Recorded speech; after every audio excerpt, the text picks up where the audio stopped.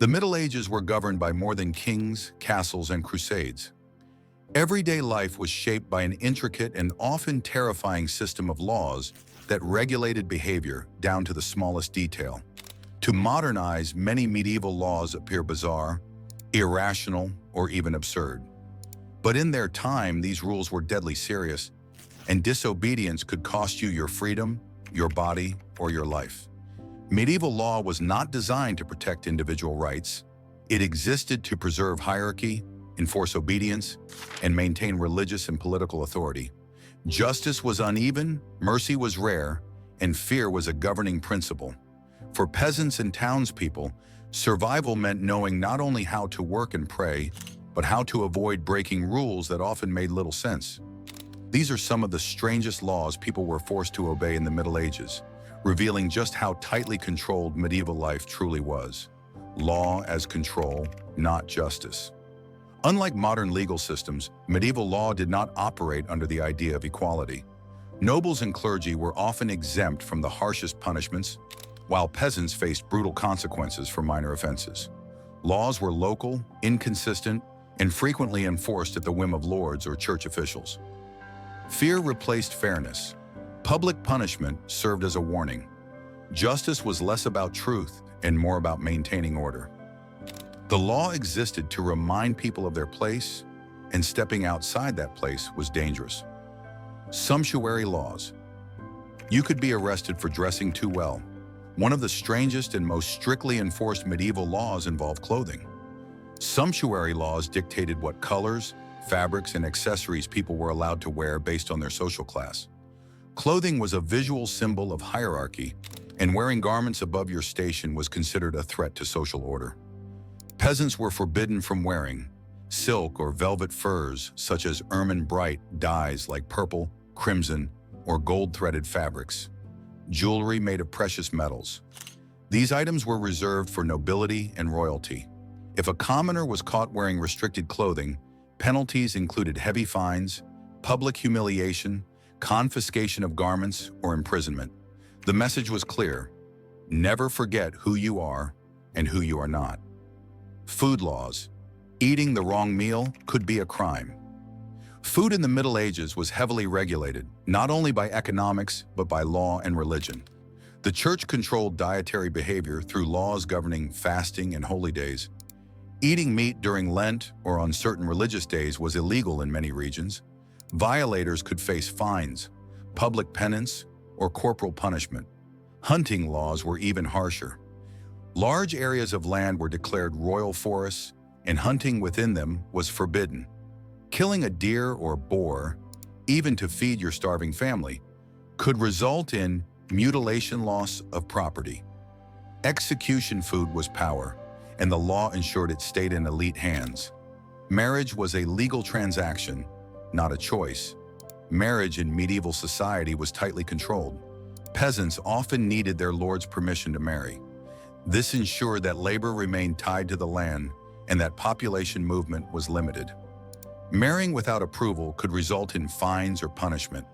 Widows were frequently forced to remarry to ensure continued productivity or political advantage. In some cases, they were forbidden from remarrying at all. Love had no legal importance. Marriage was about inheritance, labor, and control, and the law enforced it. Curfews and the fear of night. Medieval cities enforced strict curfews. Bells rang in the evening to signal that fires must be extinguished and citizens must return indoors. Being found outside after curfew without permission could lead to arrest, fines, or worse. Authorities feared nighttime gatherings, which were associated with crime, fires, immorality, rebellion. Darkness was seen as both physically and morally dangerous. The law treated the night as a threat. Bathing laws. Cleanliness could be suspicious. While public bathhouses existed, bathing was not always encouraged. During plague outbreaks, some cities restricted or banned bathing entirely. Medical authorities believed hot water opened the pores, allowing disease to enter the body. In some regions, frequent bathing was associated with vanity or sexual immorality.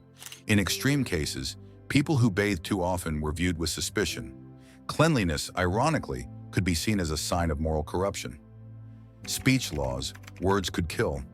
There was no concept of free speech in the Middle Ages. Blasphemy, speaking against God, saints, or church doctrine, was a serious crime. Punishments ranged from fines to mutilation to execution. Speaking ill of a lord or monarch could be considered treason. Spreading rumors, criticizing authority, or questioning religious teaching could lead to torture or death. Silence was survival. Animals could be arrested and executed. One of the strangest medieval legal practices was putting animals on trial. Pigs, dogs, rats, and even insects were formally charged for crimes such as murder, crop destruction, or spreading disease. They were assigned legal representation and sentenced under human law. Some animals were hanged, burned, or exiled. These trials reflected the belief that divine law governed all beings, and that punishment restored cosmic order, even when logic was absent. Witchcraft laws, fear became law. Laws against witchcraft were fueled by fear, superstition, and religious panic. Strange illnesses, failed crops, or unexplained deaths were often blamed on witches. Accusations required little evidence. Torture was legally permitted to extract confessions. Neighbors were encouraged to report one another. Fear spread quickly. Women, especially widows and healers, were disproportionately targeted. Law became a weapon of paranoia. Labor laws. You could be forced to work. After the Black Death drastically reduced Europe's population, labor became scarce. Rather than allow workers to demand higher wages, authorities passed laws to restrict freedom. The Statute of Labourers in England capped wages and made it illegal for workers to refuse employment. Leaving one's village without permission was often illegal. Labor mobility was considered dangerous. Freedom of work threatened hierarchy, and the law crushed it. Morality laws. Pleasure was a crime. Medieval law regulated morality aggressively. Adultery, prostitution, gambling, and indecent behavior were criminal offenses. Punishments included public whipping, humiliation, exile, or imprisonment. Even music, dancing, or festivals could be restricted if authorities believed they encouraged sin. Joy was regulated. Pleasure was suspicious. Death was regulated by law. Even in death, medieval law exerted control. Suicide was considered a crime against God. Victims were denied burial in consecrated ground. Bodies could be dragged through the streets or buried at crossroads to shame the family. Grave robbing was illegal, yet common due to beliefs that body parts held magical power. The law followed people beyond life itself. Laws of respect and obedience. Failure to show proper respect could be punishable. Not bowing to a noble, not removing a hat, using improper titles. Disrespect was treated as rebellion. Obedience was enforced not only in action, but in posture and speech. Life under constant surveillance. Medieval communities were small and tightly knit. Everyone knew everyone, and gossip could become legal evidence. There was no privacy, no presumption of innocence, no reliable appeal for the poor. People learned to censor themselves constantly. Survival depended on obedience, silence, and conformity. Why medieval laws were so extreme? Medieval rulers lacked modern police forces, prisons, and communication. Fear was cheaper and more effective than reform. Law existed to reinforce hierarchy, maintain religious authority, prevent rebellion, control daily behavior. Cruelty was not accidental. It was deliberate. The legacy of medieval law. Many modern legal protections exist because medieval systems failed so badly. Presumption of innocence, legal representation, freedom of speech. Labor rights progress was slow and built on centuries of suffering.